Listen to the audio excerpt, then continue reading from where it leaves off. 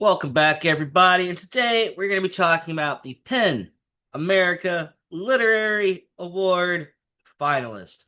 That was a lot of pointing I did there, and I'm not ashamed. So, you may want some coffee, a tea, maybe a Monster Energy drinks, and some snacks, because this is probably going to be a long one.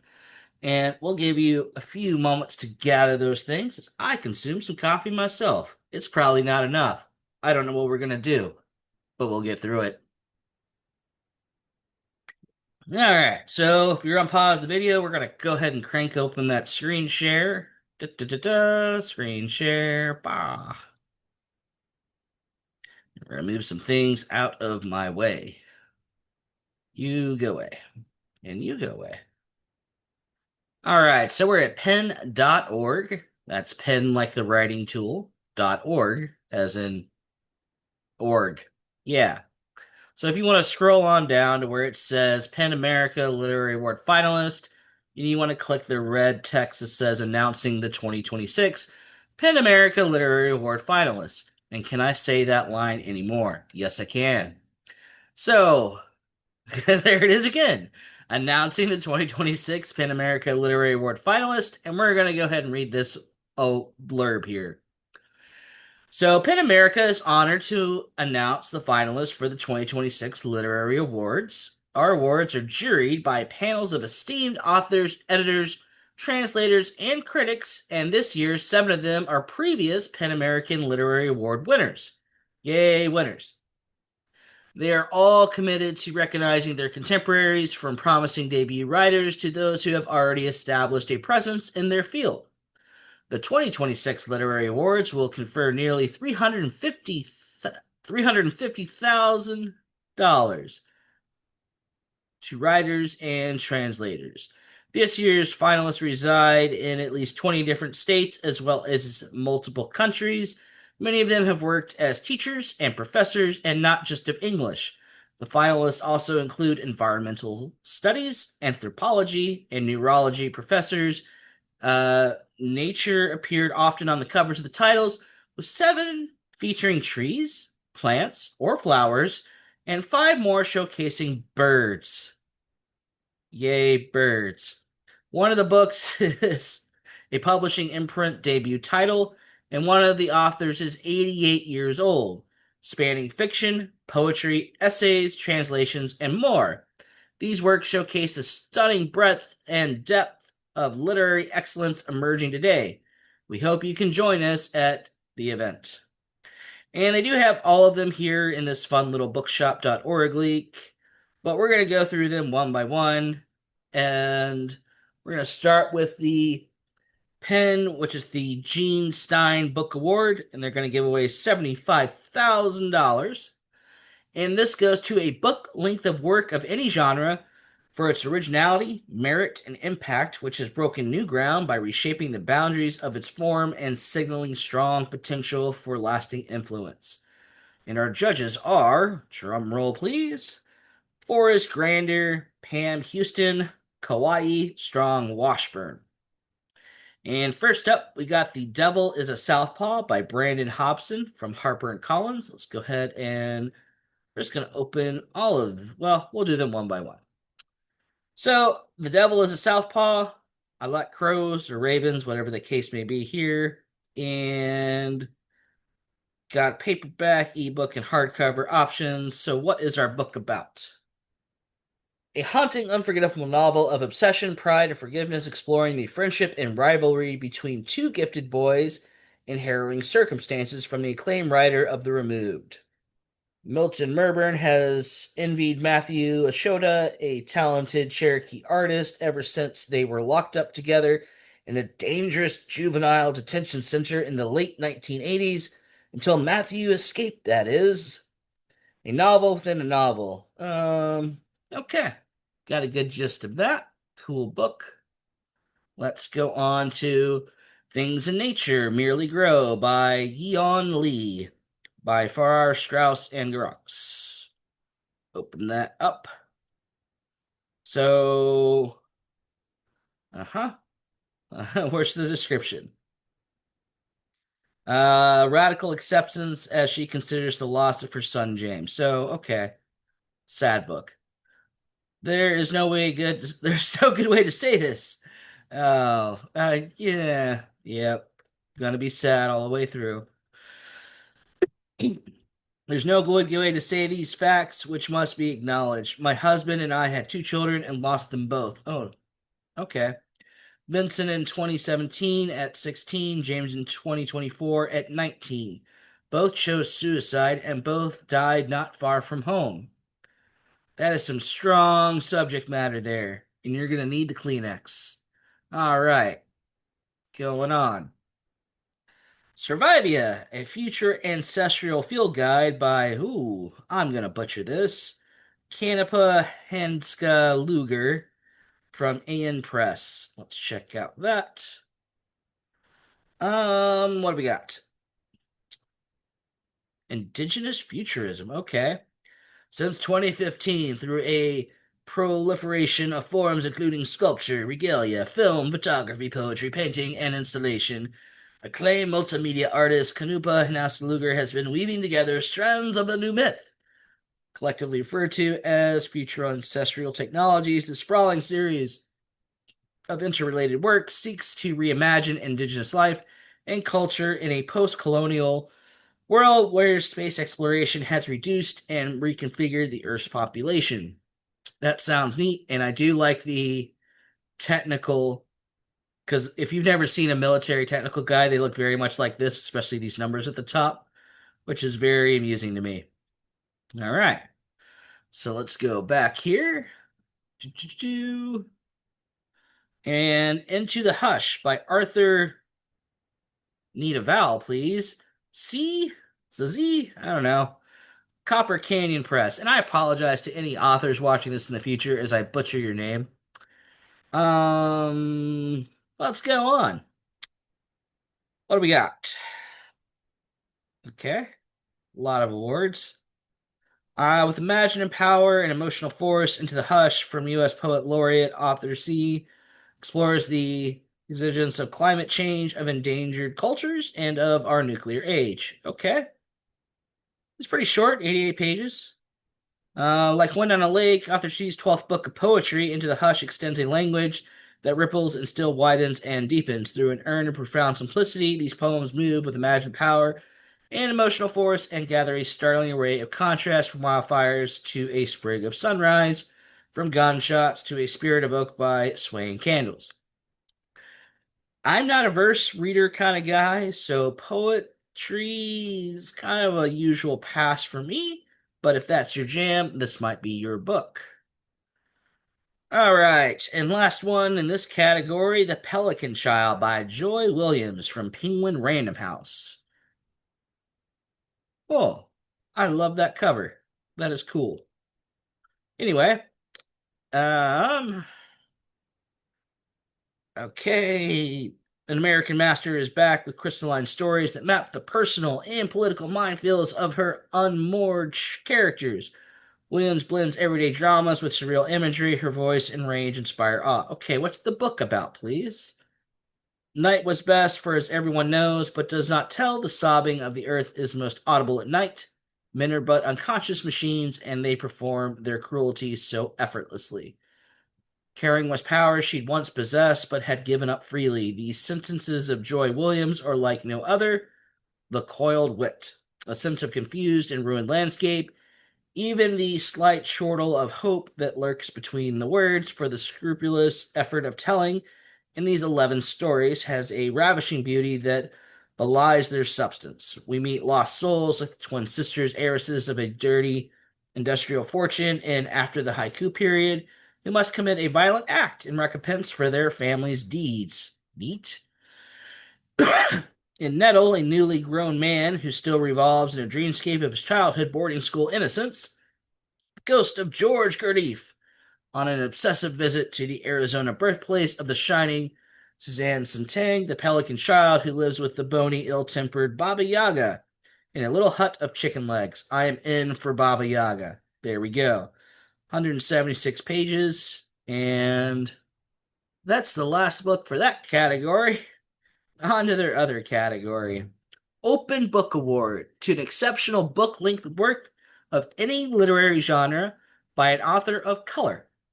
And our judges are Rihanna Grande, Theory, Mayo Kai, Mayint, okay, Asako Surasaya, Michael X. Wang. All right. So, first up, we got The Devil Three Times by Ricky Fain from Hatchet Book Group. What do we got? What are you going to give us? Oh, a tree. I should have known. Anyway, uh, Utindi awakens aboard a slave ship en route to the United States with the spirit of her dead sister as her only companion. Creepy. Desperate to survive the hell that awaits her at their destination, Utende finds help in an unexpected form, the devil himself. Ooh, deal with the devil. I feel it coming. The devil, seeking a way to re-enter the pearly gates of heaven, decides to prove himself to an indifferent god by protecting Utanda and granting her a piece of his supernatural power. In return, Utanda makes an incredible Yep, deal with the devil. Made it. Yep, there we go. That's not going to end good. Never does.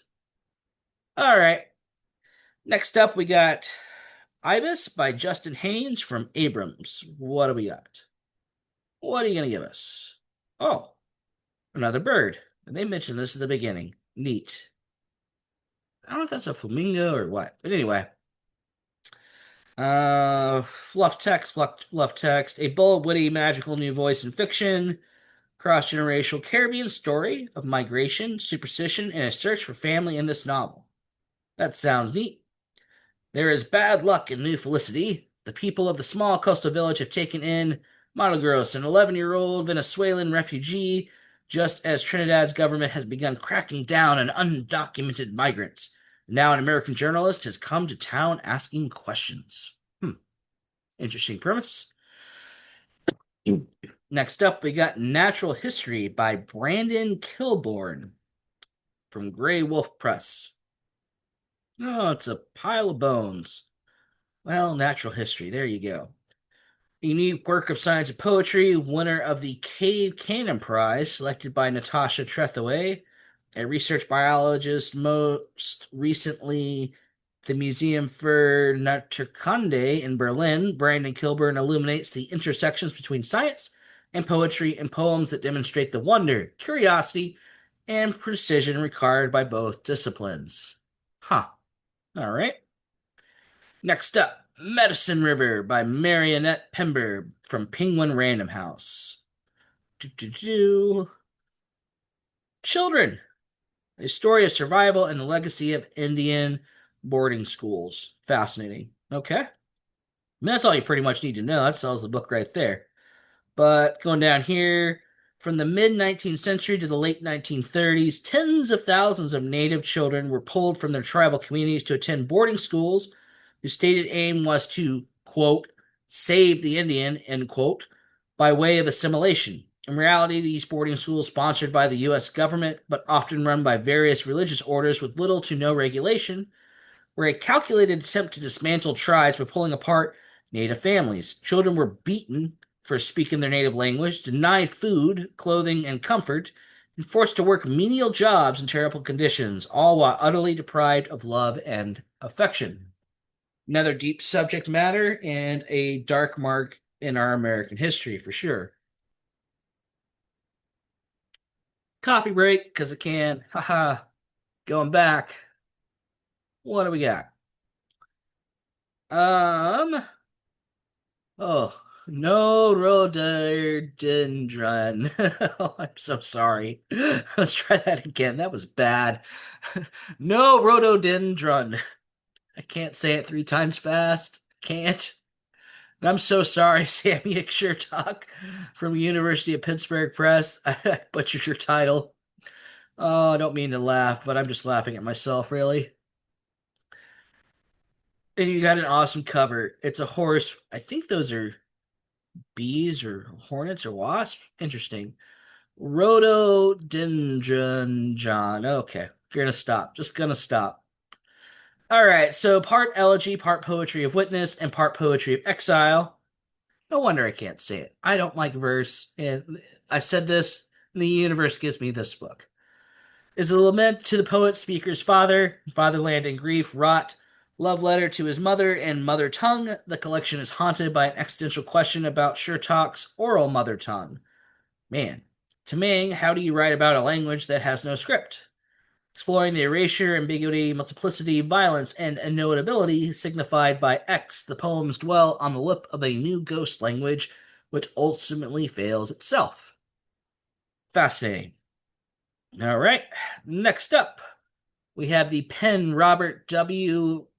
Bingham Prize for Debut Short Story Collection. $25,000. And this goes to an author whose debut collection of short stories represents distinguished literary achievements and suggests great promises for future work. And our judges are Sadiq Bufana, Amy Labrie, Jasmine Sawyers. And first up, we got Show Me Where the Hurt Is by Hayden Casey from Split Slash Lip Press. Interesting name. Okay, what do we got? About love and grief anchored in brokenness, broken people, broken relationship, broken symptoms, and the obsessions and insecurities to prevent us from revealing ourselves to one another. The characters in Hayden Casey's debut collection, Show Me Where the Hurt Is, are on a quest for betterment, for pleasure, for distraction, and ultimately for transformation. A lot of broken things here. All right. Next up, we have Bear Country, Michigan by John Counts. This is from North University Press / Tri Quarterly. What do we have? Oh, it's a cool skull. I like it. Skulls are cool. All right. Following desperate characters in desperate circumstances in the rural Midwest, in those colorful, darkly comic stories, veteran journalist and crime reporter John Counts takes readers to an often ignored part of the country, a fictional Great Lakes coastal town in northern Michigan defined by beauty and bleakness. The cast of characters in these connected stories range from addicts to backwood misfits to ruined lumber families, all bound together by their desire to obtain something just out of reach. Okay, sounds pretty neat. And you get bonus points for Cool Bear Skull. And Guatemalan Rhapsody by Jared Lemus from Echo. What do we have here? It's another bird. That's a colorful birdie. All right. Um, fluff, fluff, fluff. Uh-huh. Okay.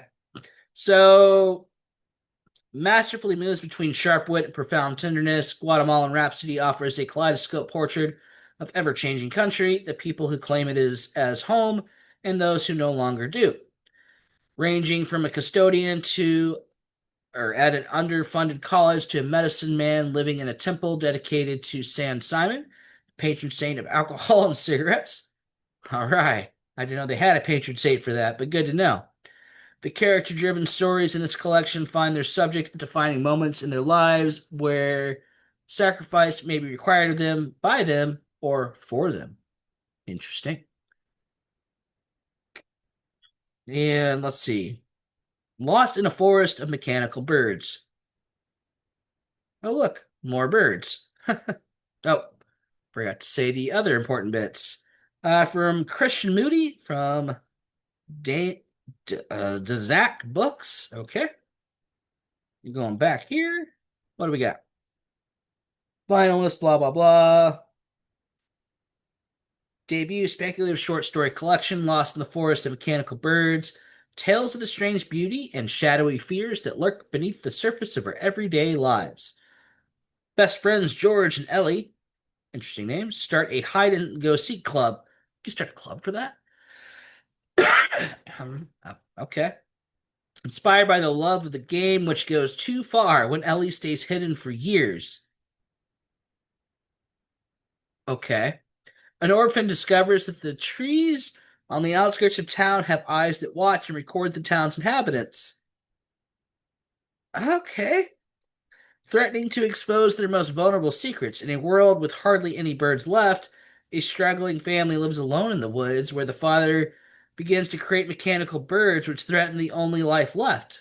And a man working in a futuristic egg factory spots an anomaly in one of the eggs, which, along with the fact that his wife and daughter spontaneously get pregnant at the same time, sparks his journey to uncover the company's secrets. This, I think, is my favorite one so far. There is a lot going on. We start out with an official club for hide and seek, and she takes the game too far, man. Too far. She doesn't come out ever. And then it just goes deeper and deeper into the bizarre. I love it. 200 pages. All right. This is probably going on my books to read list. This is great. All right. Discoverability. Thank you, Pen. Let's see. Next up, we have There's Nothing Left for You Here by Allegra Solomon from Four Way Books. Yeah, it's kind of a bland cover for me, but we'll let it slide because can't always judge a book by its cover. Um,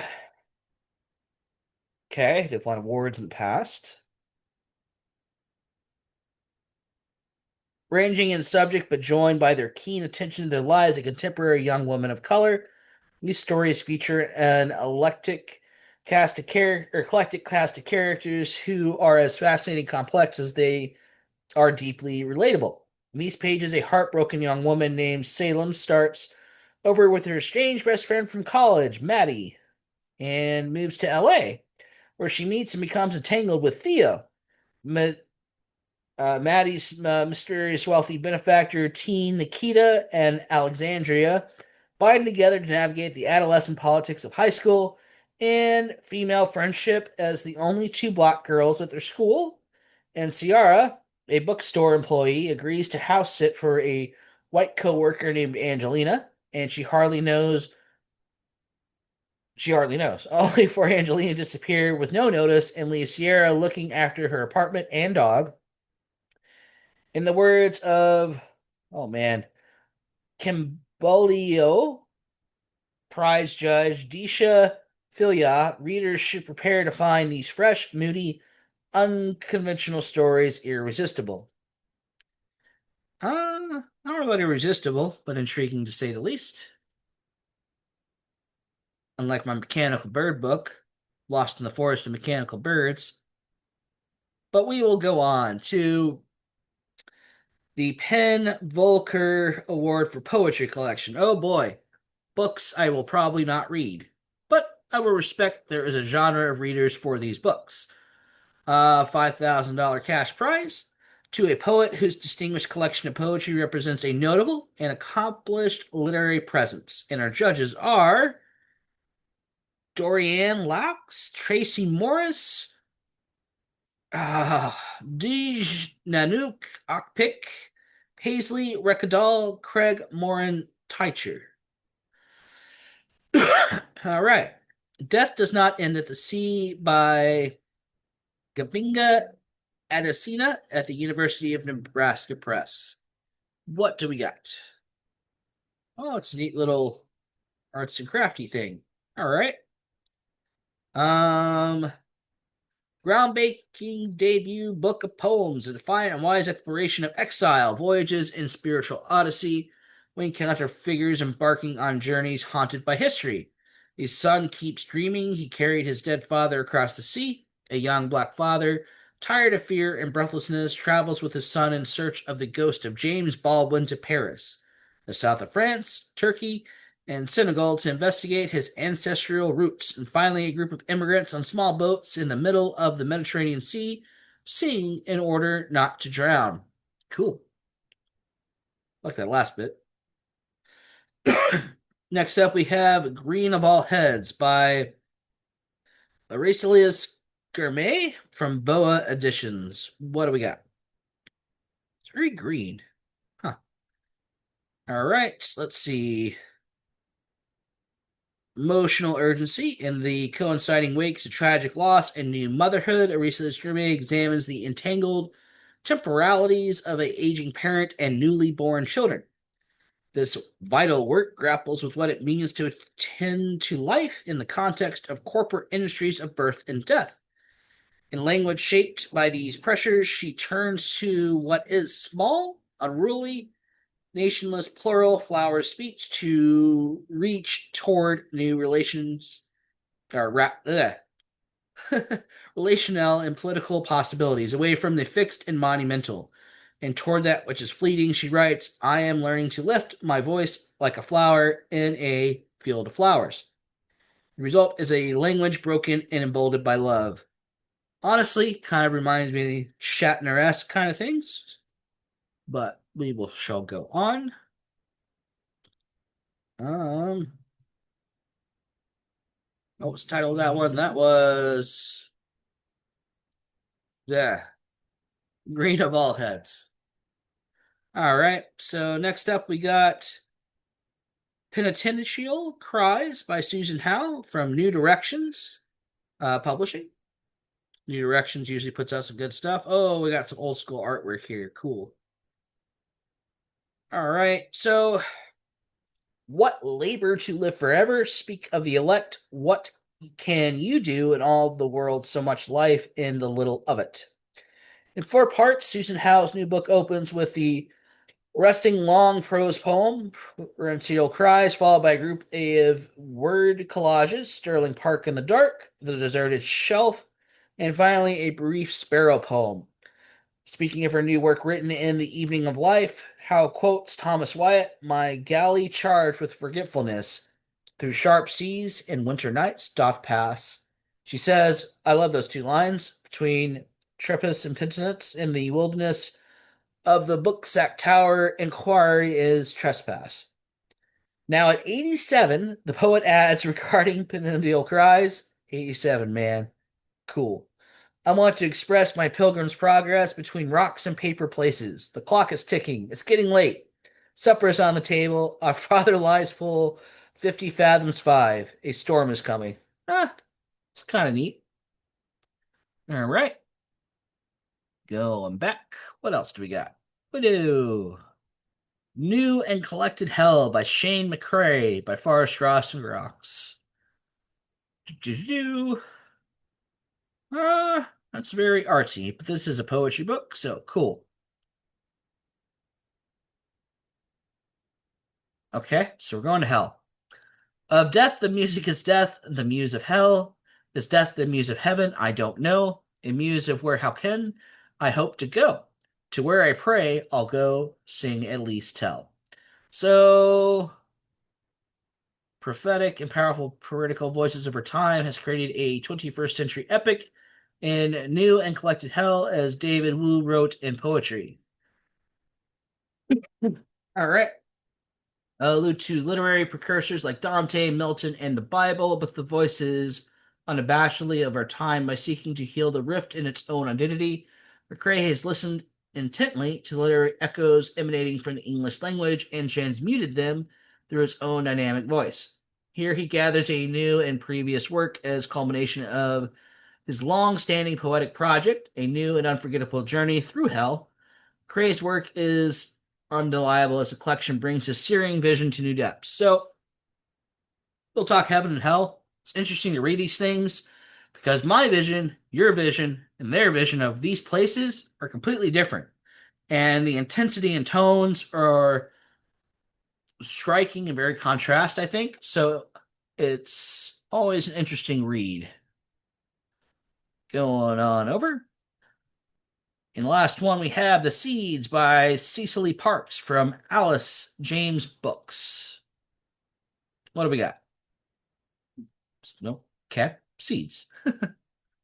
Confronts the ecological paradox of homemaking in an environment domesticity rejects, one of mess, disease, and everyday violence to explore the equal distress and delight entangled in caring for a family, a new home, and the earth that sustained them.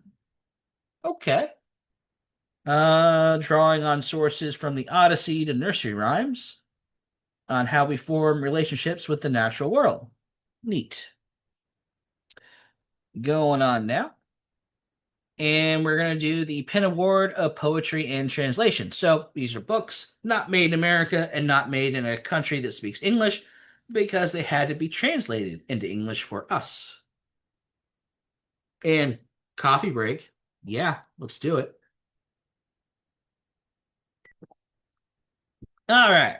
So, Pen Award for Poetry and Translation, $3,000 for a book-length translation of poetry from any language into English. And our judges are Miriam Kalaja, J. Cates, Alta L. Price. First up, we have Concerning of the Angels by Rafael Aberte from Four Way Books, translated from Spanish by John Murillo. And go over here. And don't worry, all these books will be down in the description. It'll be a lot of work, but worth it. Um, in his first full-length translation, celebrated poet John Murillo, winner of the Kingsley Tufts Awards in the Four Quartet Prize, brings Raphael Alberti's Concerning of the Angels to an English reading audience. Okay. Forward introduces Sobre, Los Angeles as a monument, albeit a severely neglected monument of early 20th century literature, despite having penned a masterwork of social and psychic malaise as deserving as any of its place in the global canon. Alberte has disappeared into relative obscurity among readers of English language poetry, and Murillo's crucial intervention allows the Spanish poet's voice to once again echo prophetically from this book opening poem, Paradise Lost. Throughout the centuries, through the nothingness of the world, I without sleep search for you. Insofar as the speaker addresses a figure named Shadow, he also seems to imagine us, his future readers, who needs these prescient lyrics written in the time leading up into Spain's Civil War and ensuing decades of fascist rule. Bringing his signature gifts, translating from the Spanish, Murillo has given new life to what many consider Alberti's magnum opus and delivered our marching orders for the resistance the future will require.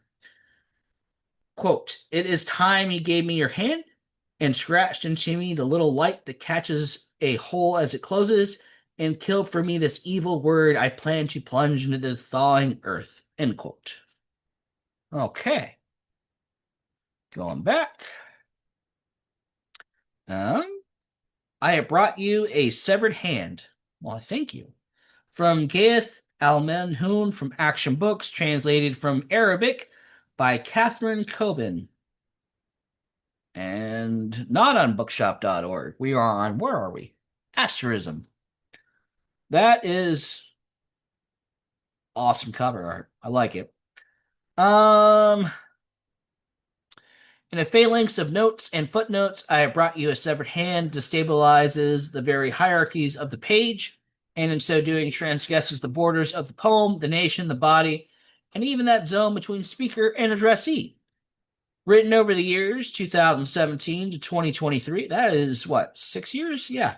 Poet takes us to Palestine, Syria, Germany, and Sweden, reassuring the stakes for those unable to leave their state of imprisonment, while proposing that hope may be indispensable from absurdity of violence. He writes, "You say that I survived the war? No, my dear, nobody survives wars. It's only that I didn't die. I just stayed alive." That's a good line. Cover art, because of that line, this one's probably going on my to be read list. We going on down. For now, I am sitting here growing transparent by Yao Xing, translated from Chinese by Chinzin Jing. Um,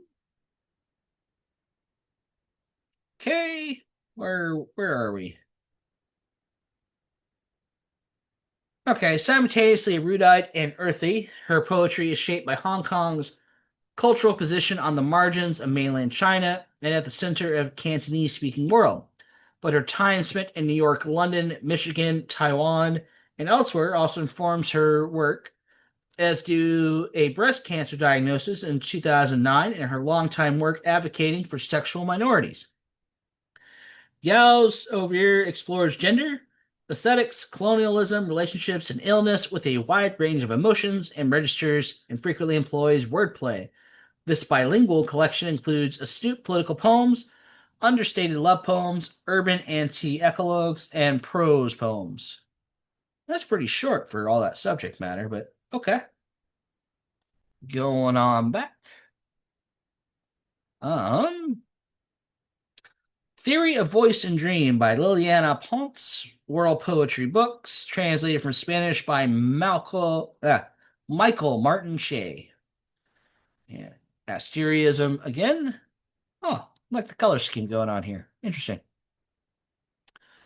Obsessing on the relationships between creation and absence, Argentine poet Liliana Ponce presents an unsettling meditation on body language and self for the first time in English. This edition brings together Ponce's serial poems from the closing years of the 20th century, the widely anthologized Theory of Voice and Dream, and Fudikara, a shorter sequence written in response to a Japanese calligraphy course. In these major works, Ponce questions the nature of writing itself, on how to write, when to write today in an emptiness, or when mouth and voice cannot find each other.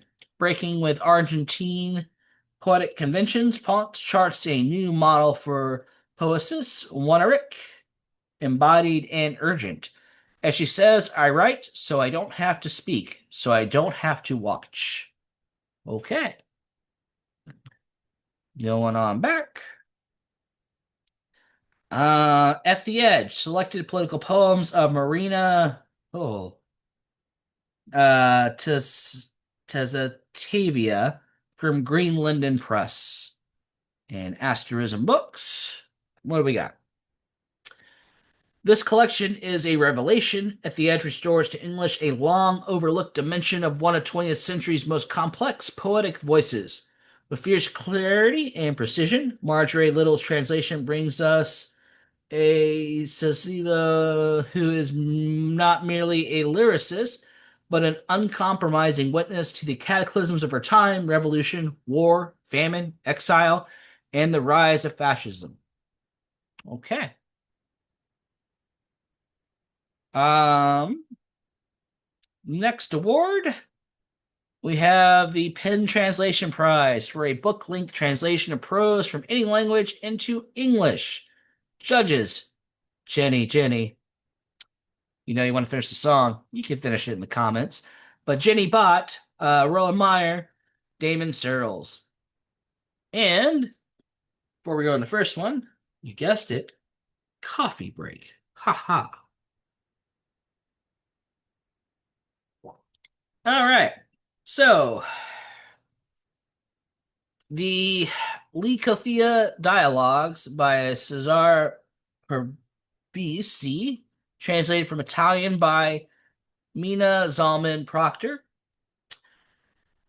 And, excuse me, Archipelago Books. Try to pronounce foreign authors while having to sneeze. Wonderful experience. Wonderful. All right. I like this cover art. It's got some cool things going on there. Oh, man. Plumbing the netherworlds of philosophy, myth, human feelings, and mortality. Okay. Gods, centaurs, clouds, poets, hunters, snakes, and nymphs. These are the beings who spoke to him through the ancient plays and poems he read in primary school.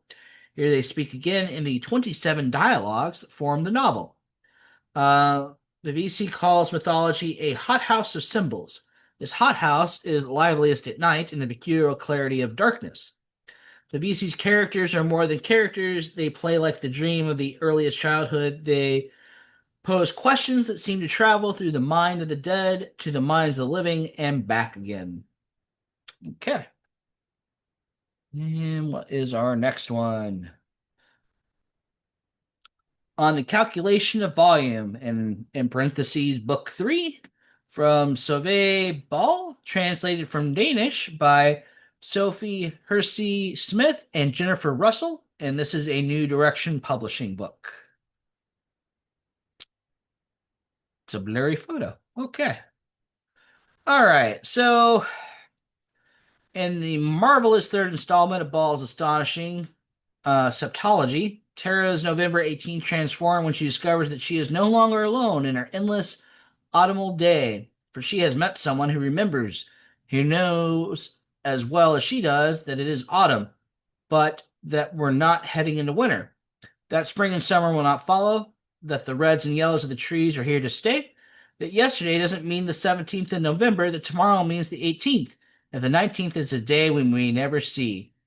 So, where book one and two focused on a single woman's involuntary journey away from her life and her loved ones and into the chasm of time, book three brings us back into the realm of companionship with all its thrills, odd quirks, and a sense of mutual bewilderment at having to relearn how to exist alongside others in a shared reality.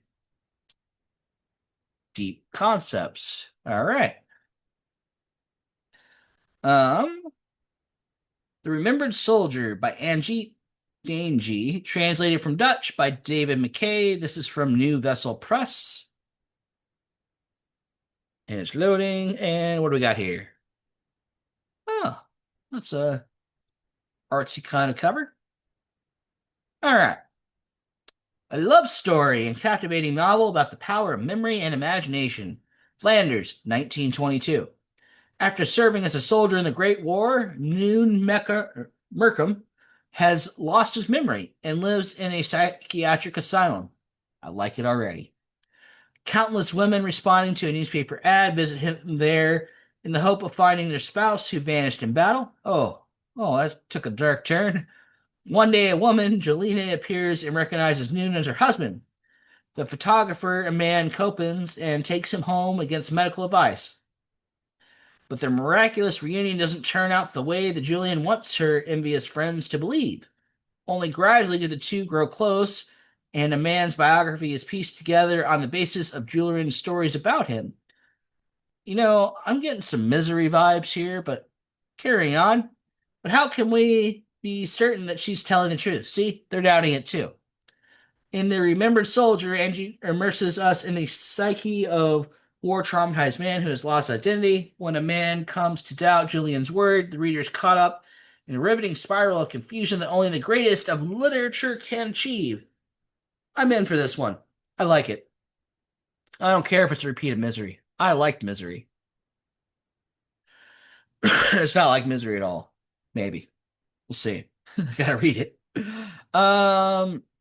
Next up, we got Rio Moretti Ricardo Silva Romero, translated from Spanish by Victor Meadowcroft from World Editions. And what do we got here for cover? Is this a vigil? Looks like a vigil. Interesting. Okay. By Colombia's most renowned novelist on the outskirts of Balayacote de Chami. I'm sorry. I got it wrong. I promise you. A town that has yet to appear on any map of Colombia.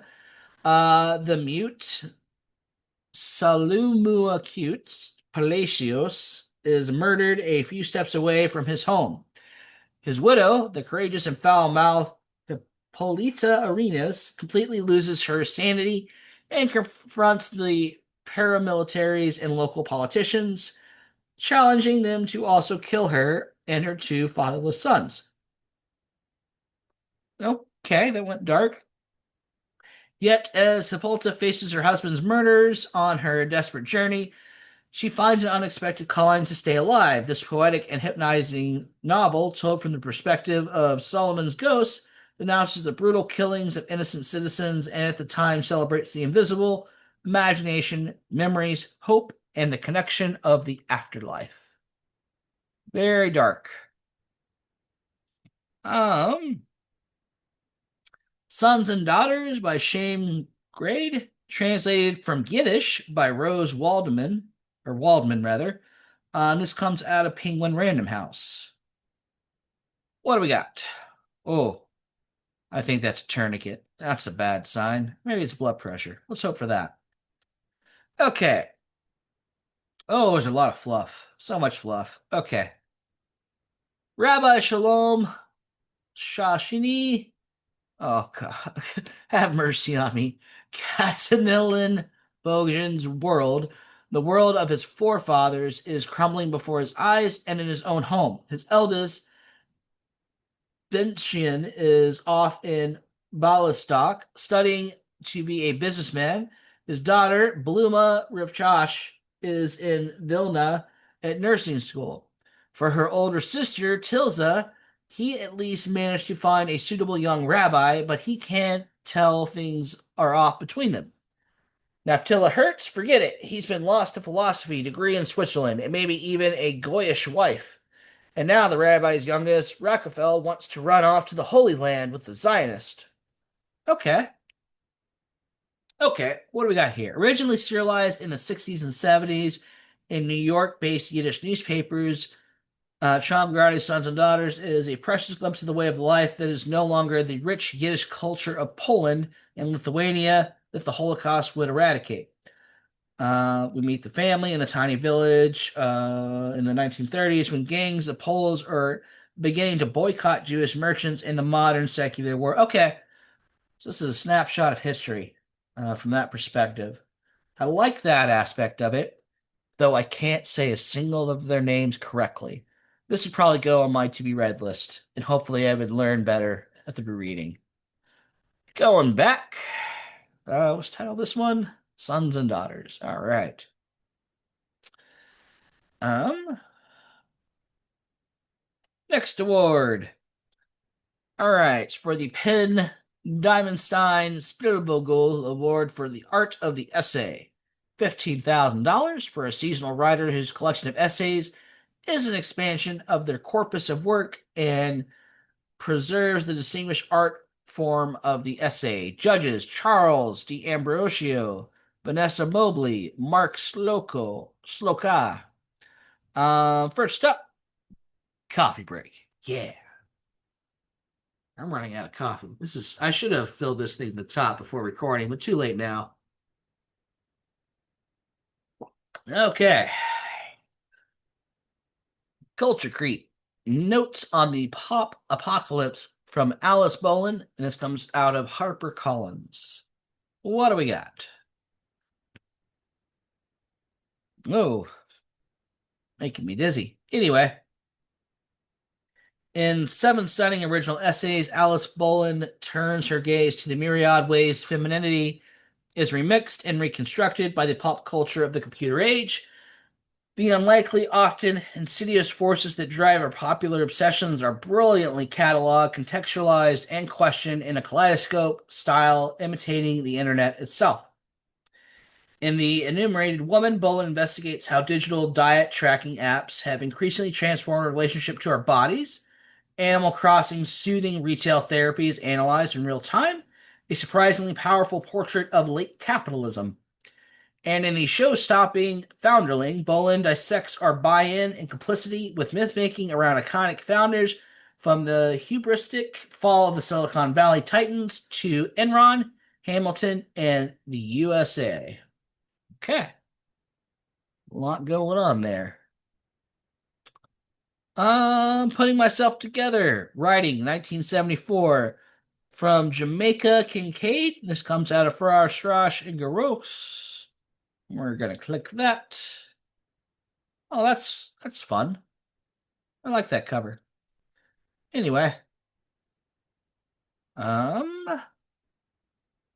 my ignorance was on my side. I wasn't afraid. I didn't know what to be afraid of. I did one thing. I did another. I did what I now call crashing about.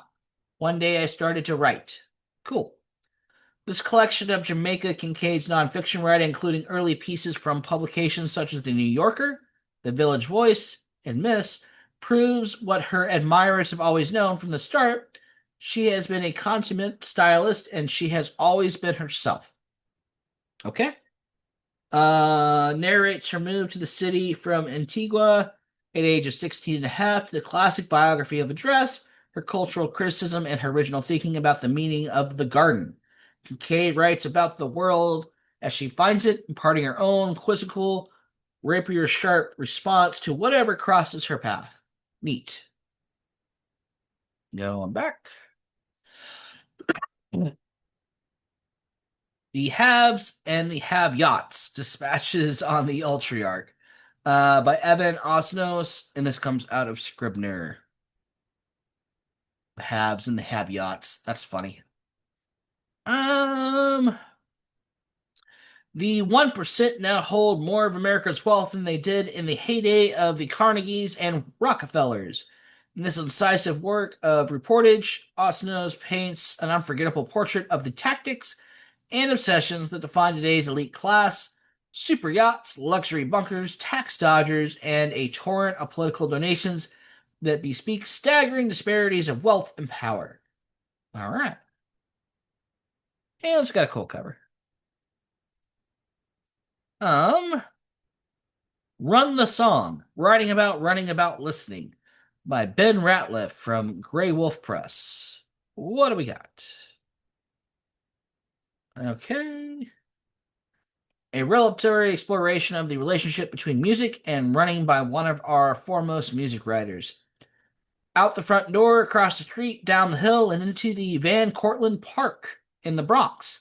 This has now been Ratliff's run, started most days of the week for about a decade. Sometimes listening to music, not always. Then at the beginning of the pandemic, he began taking notes about what he listened to. He wondered if a body in motion, his body, was helping him to listen better to the motion in music. That's an interesting question.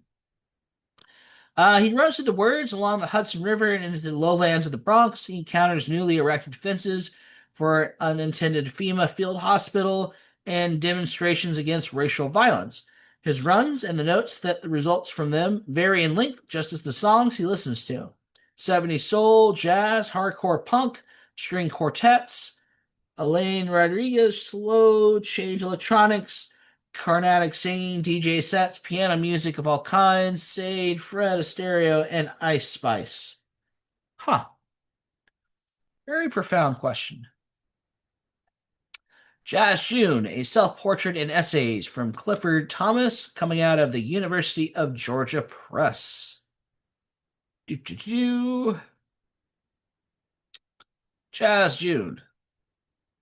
That's a interesting cover. Anyway, traces a life not by recounting its major events, but by going deep into its representative moments, the moments of wonder, hope, fear, uncertainty, humor, love, and epiphany that make up the human experience. Along the way, as of a son of a widowed mother, as a young man in the big city, as a husband and father, as an aging empty nester, and as an artist, the author discovers with each new role more of who he is. A lover of the arts, he offers creative reflections on literature, music, and film. A black American whose life is informed but not defined by race, he embraces black culture while remaining defiantly himself. All right. Next up, we have the Penn E.O. Wilson Literary Science Writing Award, 10K, for a work that exemplifies literary excellence on the subject of the physical or biological science and communicates complex scientific concepts to a lay audience. And our judges are Dan Falk, Emily Levesque, Catherine Raven, Lauren Redness. And first up, yep, coffee break. Needed. All right. We have The Mind Electric, a neurologist on the strangeness and wonder of our brains by Priya Anand, and this is coming out of the Tria. All right. Where's the thing? Okay. A girl believes she's been struck blind for stealing a kiss. A mother watches helplessly as each of her children is replaced by a changeling. A woman is haunted each month by the same four chords of a single song. In neurology, illness is inextricably linked with narrative. The clues to unraveling these mysteries hidden in both the details of the patient's story and the tells of their body. Huh. Stories are etched in the very structure of our brains, coded so deeply that the impulse for storytelling survives and even surges after the most devastating injuries. But our brains are also porous. The stories they concoct, shaped by cultural narratives about bodies and illness that permeate the minds of doctors and patients alike. In the history of medicine, some stories are heard, while others, the narratives of women, of black and brown people, of displaced people, of disempowered people, are too often dismissed. Interesting. Going on. Let's see. They Poison the World, Life and Death in the Age of Forever Chemicals by Mariah Blake. This is coming out of Penguin Random House. What do we got? All right, scrolling past the fluff. In 2014, after losing several friends and relatives to cancer, an unassuming insurance underwriter in Hoosick Falls, New York, began to suspect the local water supply was polluted. When he tested his tap water, he discovered dangerous levels of forever chemicals. This set off a chain of events that led to 100 million Americans learning their drinking water was tainted. Although the discovery came as a shock to most, the US government and the manufacturers of these toxic chemicals, used in everything from lipstick and cookware to children's clothing, had known about their hazards for decades. All right. Going on back. Well, let's do one more paragraph, I guess. Uh-oh. What have I done? Ah, this. All right. So, in They Poison the World, investigative journalist Maria Blake tells the astonishing story of this cover up, tracing its roots back to the Manhattan Project and through the post war years, as industry scientists discovered that these chemicals refused to break down and were saturating the blood of virtually every human being. By the 1980s, manufacturers were secretly testing their workers and finding links to birth defects, cancer, and other serious diseases. At every step, the industry deceptions were aided by our government's appalling lax regulatory system, a system that has made us all guinea pigs in a vast, uncontrolled chemistry experiment. All right. Let's see. Dinner with King Tut, how rogue archaeologists are recreating the sights and sounds and smells and taste of lost civilizations by Sam Keene. This comes out of Hatchet Book Group. That's a funny cover. Okay. Whether it's the mighty pyramids of Egypt or the majestic temples of Mexico, we have a good idea of what the past looked like. What about our other senses? The tang of Roman fish sauce and the springy crust of Egyptian sourdough. The boom of medieval cannons and the clash of Viking swords. The frenzied plays of an Aztec ball game. And the chilling reality that the losers might also lose their lives. Their lives. History often neglects the tastes, textures, and sounds and smells that were an intimate part of our ancestors' lives, but a new generation of researchers is resurrecting those hidden details, pioneering an exciting new discipline called experimental archaeology. These are scientists gone rogue. They make human mummies, they investigate the unsolved murders of ancient bog bodies, they carve primitive spears and go hunting, and then kidnap their own obsidian blaze to skin the game. They build perilous boats and plunge it out under the open sea, all in the name of experiencing history as it was, with all its dangers, disappointments, unexpected delights. Interesting. I like that.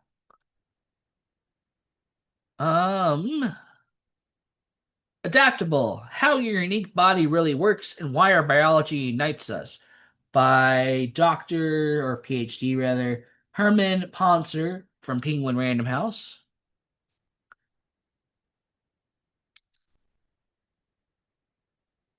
I clicked the right one? I may have misclicked there. Nope.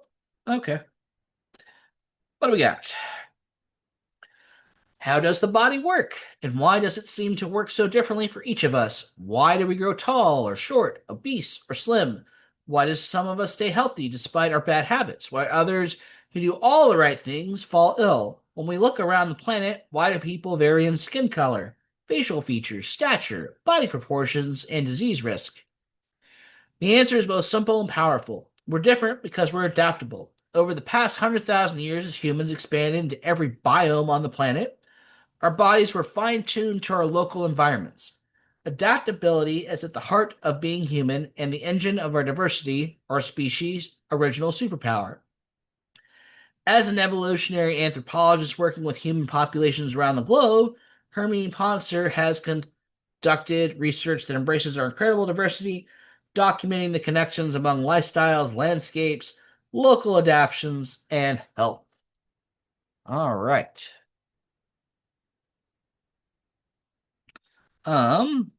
Strata, Stories from the Deep Time, from Laura Popick from W.W. Norton and Company. What do we got? Oh, striations. I should have figured. Anyway, the epic stories of our planet's 4.54 billion year history are written in strata, ages old remnants of ancient seafloors, desert dunes, and riverbeds, striping landscapes around the world. In this brilliantly originally debut work, science writer Laura Popick decodes strata to lead us on our journey through four global transformations that made our lives on Earth possible. The first acclimations of oxygen in the atmosphere, the deep freezes of the snowball Earth, the rise of the mud on land, accompanying proliferation of plants, and the dinosaurs' reign on a hothouse planet. Cool. And let's see, how many more awards we got to go through? One, two. Oh, okay.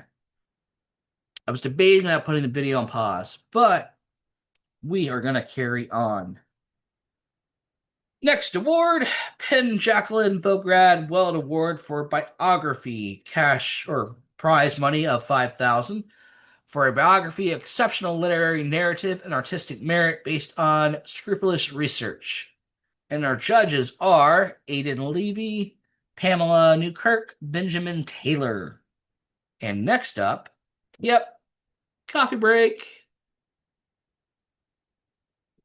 All right. Baldwin, A Love Story by Nicholas Boggs from Forest Rouse and Oaks. Let me click the link, and it takes us to Baldwin, A Love Story. First major biography of James Baldwin in 3 decades reveals how profoundly the writer's personal relationships shaped his life and work, drawing on newly uncovered archival material and original research and interviews. This spellbinding book tells the overlapping stories of Baldwin's most sustaining intimate and artistic relationship with his mentor, a Black American painter, Beaufort Delaney, with his lover and muse, the Swiss painter Lucien Happesberger, and with his collaborators, the famed Turkish actor Engin Cesar and the iconoclastic French artist Joran Kozik, whose long overlooked significance as Baldwin's last great love is explored in these pages for the first time. Neat. Next up, we got Troublemaker, The Fierce, Unruly Life of Jessica Mitford by Carla Kaplan, and this comes out of Harper. What do we got? Past the fluff. Who could predict that a British aristocrat would so energize American anti-fascist and civil rights struggles that Time magazine would crown her, quote, Queen of the Muckrackers, end quote. Jessica Mitford, always known as Decca, was brought up by the eccentric English family to marry well and reproduce her wealth and privilege, not to advocate for the rights of others. Her beautiful sisters have been subjects of books and movies dedicated to their naughty, glamorous lives. Decca ran away to America to forge a rebel's life. As this richly researched book details, Decca broke the Mitford mold. Instead of settling for life as a professional beauty, she fought fascism in the Spanish Civil War, became the American communist, and pioneered witty, hugely popular journalism, including her 1963 blockbuster, The American Way of Death. Decca dedicated her life to social justice and proved herself an immensely effective ally, but she also injected laughter into all her political work, annoying some activists with her relentless antics, but encouraging many others to find the joy in the struggle. Cool. All right.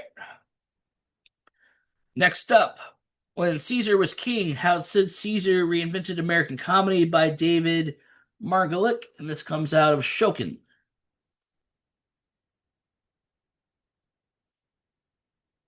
All right, scroll past fluff. By the spring of 1954, Sid Caesar was the most influential, highly paid, and enigmatic comedian in America. Every week, 20 million people turned their TVs to his NBC extravaganza. Your show of shows, and witnessed his virtuosity in sketches and films, spoofs, pantomime, and soliloquy.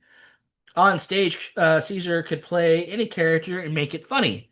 A befuddled game show contestant, a pretentious German professor, a beleaguered husband opposite his redoubtable co-star Imogen Coca, I don't know, even a gumball machine and a bottle of seltzer.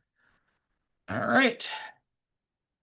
Caesar, mostly urban audiences comedy, was an era-defining leap forward from the days of vaudeville, launching a new style of humor that was multi-layered and full of character, yet still uproarious. Cool. To his rival, Caesar was the man to beat. To his fellow American Jews, his show's success meant something more, a post-Holocaust symbol of security and a source of great pride. Very cool. All right. Stan and Gus, Art, Ardor, and the Friendship That Built the Gilded Age by Henry Weinkeck. This is from Farrar, Straus, and Garoaks. Okay. Let's see. Stanford White was a Laotian man about town and a canny cultural entrepreneur, the creator of a landmark buildings that elevated American architecture to new heights. Augustus St. Gaudens was the son of an immigrant shoemaker, a moody introvert, and a committed procrastinator whose painstaking work brought emotional depth to American sculpture. They met when Stan was walking down the street and heard Gus whistling Mozart in his studio. They pursued their own careers in Italy and France, then came together again in New York, where they maintained an intimate friendship and partnership that defined the art of the Gilded Age.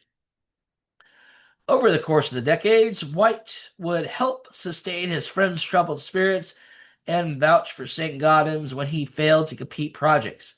Meanwhile, St. Gaudens would challenge White to take his artistic gifts seriously, and so went amid brilliant commissions and sordid debaucheries all the way to White's sensational murder by an enraged husband in 1906. Okay. All right. Electric Spark, The Enigma of Dame Morrell by Francis Wilson. Farrar, Straus. Yep, that guy. Need more coffee. And I apologize, I got a bit of a cold. My voice is going, but we only got like 6 more books, so we're going to get through this. All right. Did I even read the title or did I just click? Electric Spark, The Enigma of Dame Morrell by Francis Wilson. Yeah, I did this. All right, going on. Um, Period piece cover. Appreciate the crucifix looking down, the smoking woman on the bed. Amused. All right. Is the story fact? Is it fiction? It is what it is, said Muriel Spark. Muriel Spark was a puzzle, and so too are her books. She dealt in word games, tricks, and ciphers. Her life was composed of weird accidents, strange coincidences, and spooky events. Evelyn Waugh thought she was a saint. Bernard Levin said she was a witch, and she described herself as Muriel the Marvel with her X-ray eyes. By following the clues, the riddles, the instructions Spark planted for posterity in her biographies, fiction, autobiographies, and archives, Frances Wilson aims to crack her code. Electric Spark explores not the celebrated Dame Muriel, but the apprentice mage discovering her powers. It takes us through her early years when turmoil reigned, divorce, madness, murder, espionage, poverty, skullduggery, blackmail, love affairs, revenge, and a major religious conversion. If this sounds like a novel by Sparks, it is, because her experiences in the 1940s and 50s became alchemically distilled the material of her art. Interesting. All right. Going on down. I believe this is the last category. It is. All right. So, the Penn John Kenneth Gabriel Award for Nonfiction. Prize of $10,000 for a distinguished book of general nonfiction, possessing notable literary merit and critical perspective that illuminates important contemporary issues. And our judges are Riza Aslan, Beth C. Caldwell, Kelly Little Hernandez, Donovan X. Ramsey, Angela Sinai. And coffee break? Yeah, let's do it. Yeah. Gonna get through these last five. Okay. Being Jewish after the destruction of Gaza, A Reckoning by Peter Beinart by Alfred A. Knopf. And we're gonna go on a journey. All right. In Peter Bernard's view, one story dominates Jewish communal life, that of persecution and victimhood. It is a story that erases much of the nuances of Jewish religious tradition and warps our understanding of Israel and Palestine. After Gaza, where Jewish text, history, and language have been deployed to justify mass slaughter and starvation, Bernard argues Jews must tell a new story. After this war, whose horrors will echo for generations, they must do nothing less than offer a new answer to the question, what does it mean to be a Jew? Bernard imagined an alternate narrative which would draw on other nations' efforts at moral reconstruction and a different reading of Jewish tradition. A story in which Israeli Jews have the right to equality, not supremacy, and in which Jewish and Palestinian safety are not mutually exclusive, but intertwined. One that recognizes the danger of venerating states at the expense of human life. Very sensitive subject matter. All right. A Greek tragedy, One Day, a Deadly Shipwreck, and the Human Cost of the Refugee Crisis by Jean Carcini from Atria. Let's go over here. I mean, it says tragedy. We know it's going to be sad, right? Um, on October 28, 2015, a boat meant for only a few dozen passengers capsized off the coast of the Greek island of Lesbos. Hundreds of refugees, forced in desperation onto the overloaded boat manned by armed smugglers, were tossed into a roiling sea. The resulting loss of life, the largest in a single day during the biggest refugee crisis since World War II, shocked the world. After nearly a decade of research, interviews, investigative reporter Jean Carsten has captured every detail of the dynamic 24 hours. This includes the recollections of the refugees' lives before they left their homes, and a full account of the courageous rescue efforts of the Greek islanders and volunteers rushing to help, even as the government and the EU failed to act. In this remarkable narrative feat, Carrington brilliantly showcased the extraordinary heroism of ordinary people in extreme circumstances. There's a time to act and a time to talk. And I like how the natives knew it was a time to act. And government and policies was not a time to talk. I mean, no brainer, really. Um, but let's go on. The Zorg, a tale of greed and murder that inspired the abolition of slavery by Siddharth Kara. This comes out of St. Martin's Publishing Group. Oh, another boat. Hope this ends up better than the last one.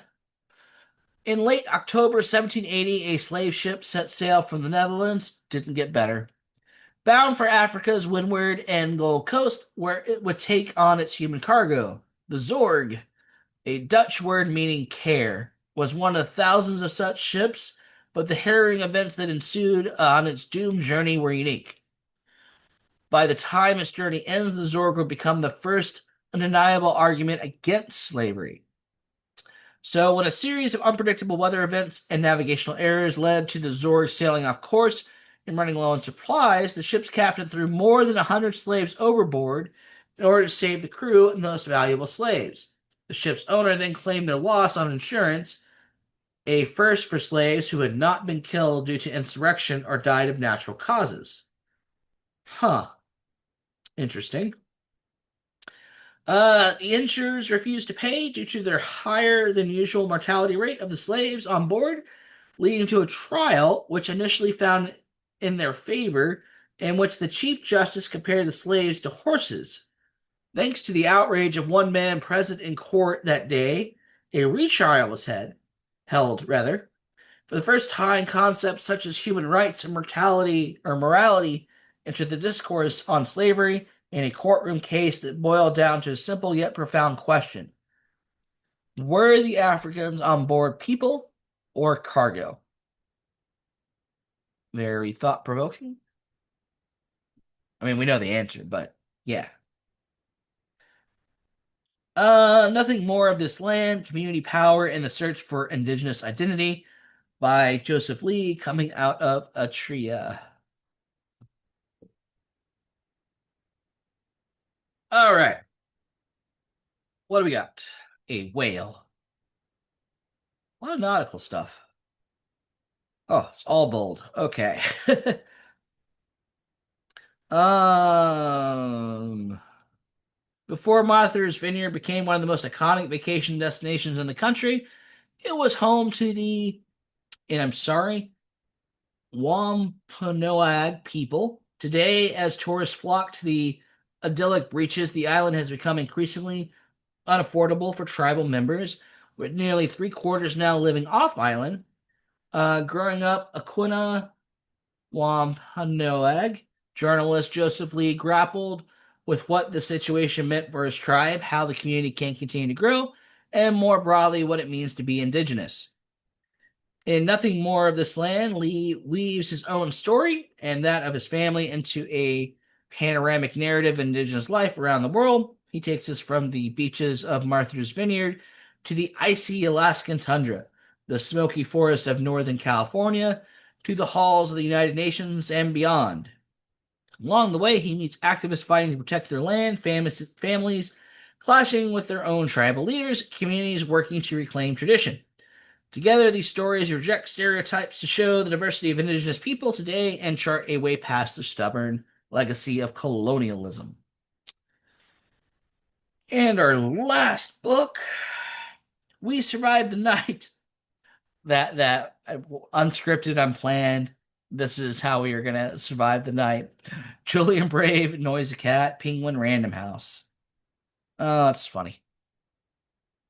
Huh. Interesting cover. So, going down here. Julian Brave, Noise Cat's childhood was rich with culture and contradictions when his Sisipinic and Stamic father, an artist haunted by a turbulent past, abandoned by the family. Noise Cat and his non-native mother were embraced by the urban native community in Oakland, California, as well as by family on the Cannon Lake Indian Reserve in British Columbia. In his father's absence, Noise Cat immersed himself in native history and culture to understand the man he seldom saw, his past, his story, where he came from, and by extension, himself. All right. Years later, Noise Cat sets out across the continent to correct the erasure, invisibility, and misconceptions surrounding the first peoples of this land as he develops his voice as a storyteller and artist. Told in the style of Coyote Story, quote unquote, a legend about the trickster forefather of Noise Cat's people who was revered for his wit and mocked for his tendency to self-destruct. We Survive the Night brings a traditional art form nearly annihilated by colonialization back to life on the page. Through a dazzling blend of history and mythology, memoir and reportage, Noise Cat unravels old stories and braids together new ones. He grapples with the erasure of North America's first peoples and the trauma that cascades across generations while illuminating the vital indigenous culture, environmental, and political moments reshaping the future. Yeah, we're gonna stop share. We made it. High five, team. We did it. We got through the entire list as I was losing my voice about halfway through that. That was great. Um, I hope you got some exposure to things or topics of interest that you want to pursue reading. I appreciate you letting me know in the comments which book interests you the most out of this list, or what you're thinking about maybe picking up or adding to your list. That would be cool to know. Do have a public Discord that's free for all to join if you want to talk with us in the book community. And also, there's a Patreon if you want to join us and read some cool books in our cool book club because we are cool people which is very cool. Link for that's also down in the description. And all of these books will be down in the description, of course. So I'm going to get some more coffee, and hopefully my voice gets better so I can do another video. And as always, keep on booking on.